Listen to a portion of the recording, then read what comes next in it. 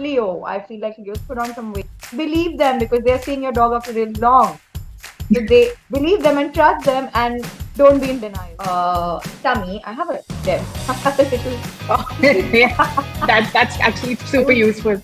Uh, Good evening and welcome to the ninth AMA session or Ask Me Anything. I'm Kankshi, the moderator of this session. I'm a member of the Pet Chef team, and this is a partnership with Thinkly. Today we have with us Brinda Thaker, who is a dog trainer and behaviorist, certified therapy dog trainer, a pet baker, and dog nutrition consultant. Thank you so much for being with us today. Hi, I'm so happy to be here and I'm so excited to have this conversation with you. Thank you for having me. I'm really looking forward to this conversation. So let's begin. So Yes. I like to ask all my guests, tell us your story. How did it begin and your journey so far? I was, I think, 21 when and I've always loved dogs, but I never knew that there was something called dog training that you could take up as a profession back in the day. And I had someone, and I was working somewhere, and I had one relative who said, "You love dogs so much, and why should you should, speak with a Shirin Merchant, who's my mentor, and you should try and do her course and become a dog trainer." And at that point of time, I thought, why not? I mean, I'm just 21. I don't know what I want to do in my life.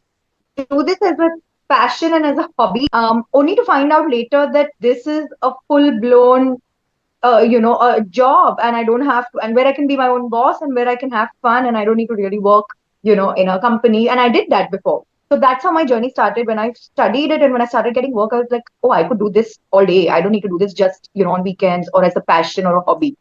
This could be my real work. And it is real work.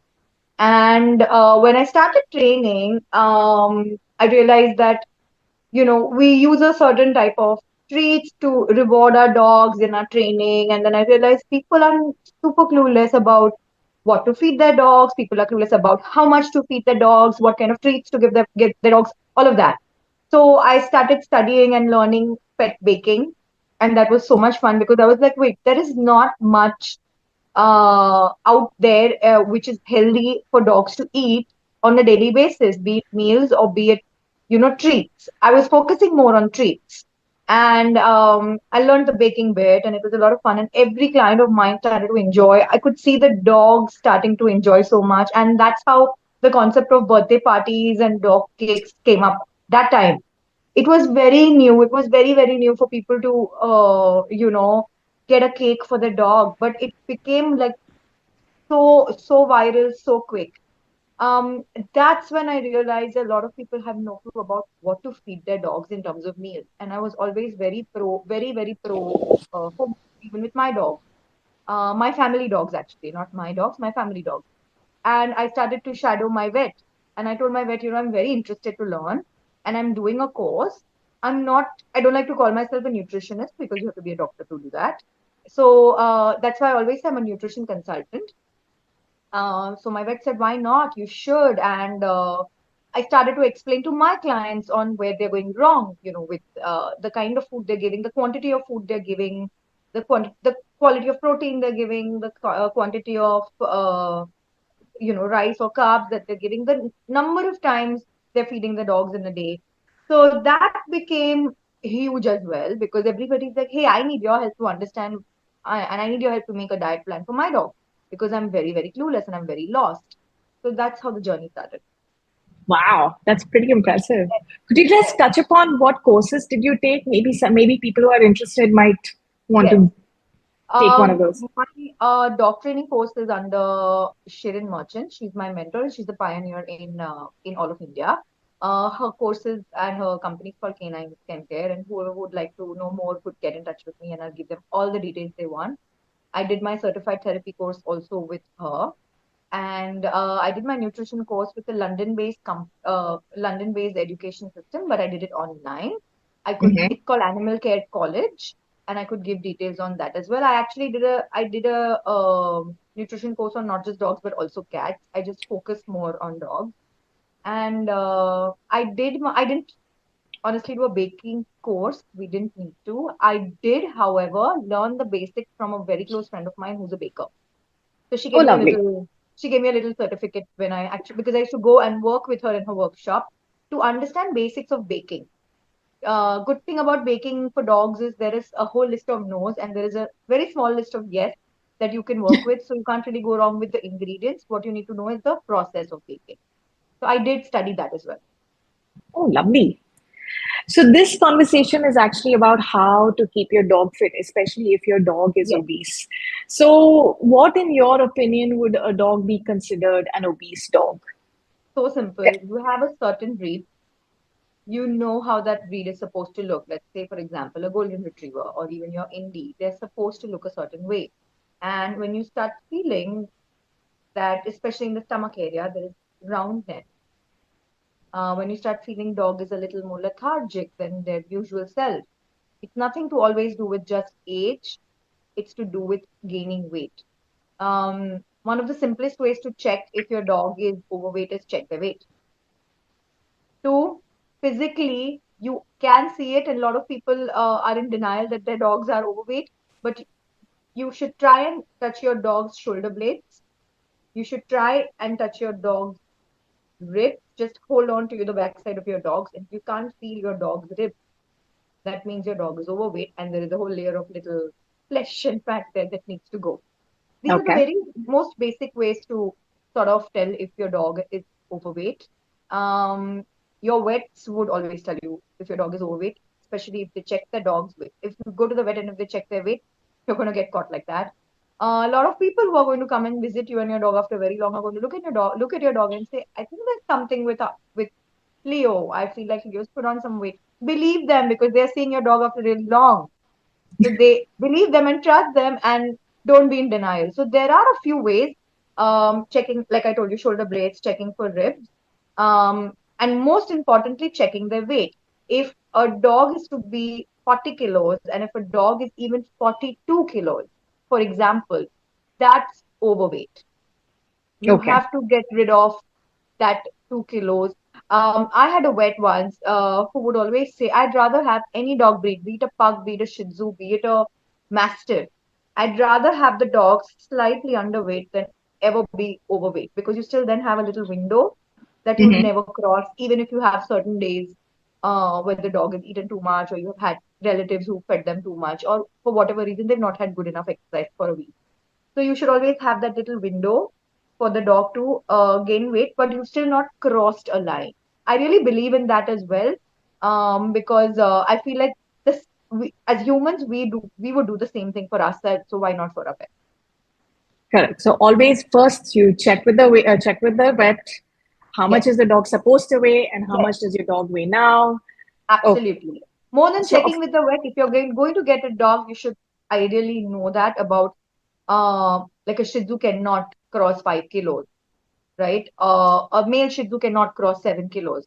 These are a few things you should know. And if you don't know that, well, then you have the vet, but ideally you should know that first. And then you have the vet who you need to trust first. then, of course, just like with human beings, if you're overweight, comes with a host of health problems. Could you tell us a little Absolutely. bit what sort of health problems can a dog, an obese dog, or an overweight dog face? Yes.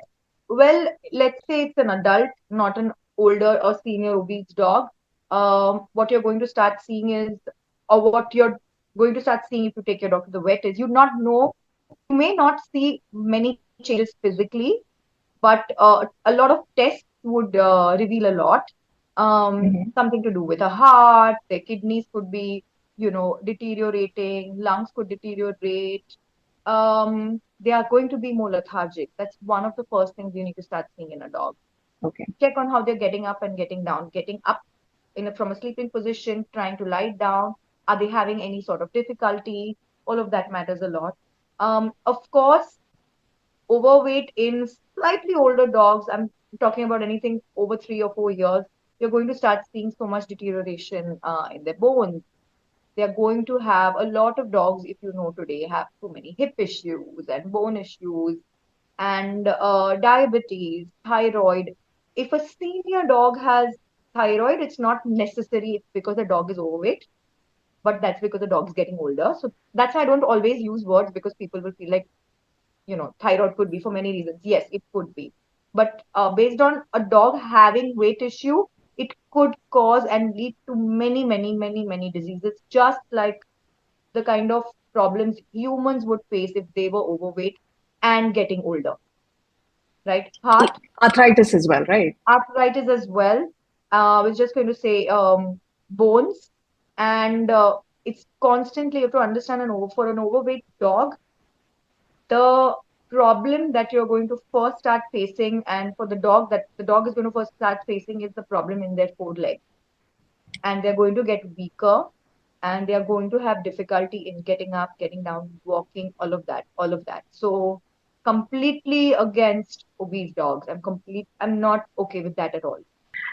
I hope that Then helps. that really helps, by the way. Okay. I have a little anecdote because my dog was overweight and then my vet yelled at us. But then we used to love feeding our dog. He ate Yes, everything. But yes, anyway, we'll come to that later. yeah. Usually, what do pet parents get wrong? You just answered that question. Yeah, Pet you parents, overfeed them. yes, especially if you're in our country. And honestly, before I was a trainer, we had my first cousin had a boxer, and we're very close. So I grew up with it. I was just started college. I was just out of school, so we literally grew up together. And I had not yet done my course, and even I was like, I want to feed the dog everything. I want to feed Doogie, banana and this and that, and everybody. We used to feed him so much, although he was not very overweight. He was not overweight, but we could see when he was getting older he had these issues, right? And then I felt like I wish I didn't feed him so much. And then he started getting fussy. So then we would try and mix, milk with kibble or extra chicken with palak chapati at the time. And then and my brother would be like, "What are you guys doing?" And then the vet explained to us. So I feel culturally the problem with India with us is not me anymore, but a lot of people is when I'm speaking to them, one of the first things they're like, "Oh, but I want your help and I want to understand. Here's what I feed my dog for breakfast. Then at 11 a.m. my dog has a mini snack. Then my dog has lunch. Then they have another snack at 4, and then they have dinner." And I'm like, you cannot. I understand the dog is a member of the family, but how a human eats on a daily basis in a routine with smaller meals, does a dog does not need that many. So you cannot mirror what you're doing for yourself with your dog. They have a very different digestive system. They have a very different lifestyle and a routine from us. So one of the first things where pet parents are going wrong is they already think when they have something living in the house, human baby, dog baby, they have to feed them so many times in a day. And it's ingrained in our head that there has to be a breakfast, there has to be a snack, there has to be a lunch, dinner, another snack, right? That it does not apply to dogs. So one of the first things they're doing wrong is this, right? Now Overfeeding. Yeah. to tell you the answer to this is, if I'm saying they are not supposed, this point and this problem does not apply to our dogs. What applies to our dogs is puppies should eat between 4 to 5 times a day, of course, because they're puppies, they're growing. Their digestive system is different from an adult dog. Speaking of an adult dog, you do not need to feed your dog more than 2 times a day, and I'm talking about anything post 8 months, with Okay. a little bit of something between two meals, because what I'm seeing is the kind of breeding that's happening. It's changing a dog a lot. So considering what we had 10, 15 years back in dogs and the kind of threshold they had then, I don't see that now. I see a lot of weak dogs and who need a lot of immunity supplements and all of that. So speaking of that, I feel like it's okay, stick to 2 meals. But yes, you can give a little something in between. And I feel as a trainer, I feel that also helps pet parents feel good about it. So I am not the kind of trainer who will be like, don't you dare give more than 2 meals. But I'm very calculated then. And if you're giving something in between, you need to know what you're giving in the first meal, the first and the last meal. So I'm going to calculate all of that and give them the same plan split into three instead of two. Actually, yeah, That's what I would do. that makes perfect sense. Yes. So my old dog, he passed away a long time ago. He was a Labrador. Now Labrador, I as a breed is known to put on a lot of weight, Yes. and my mom loved him. So she, and in her form of love means you feed Yes. whatever the thing is that Everyone's form of love is that, right? Over here. Yes, I agree. So the thing is that our vet didn't recommend at that time didn't recommend to give a lot of dry dog food at that time because in the 90s there was only Royal Canine, I think, and pedigree, which was cheaper, and then I think Purina came a little later, which was very expensive at that time. So she said you can give home cooked food, but my mom like gave three big meals, and Rufus ate all those meals without wasting, and then I could see his tummy Yes, swinging.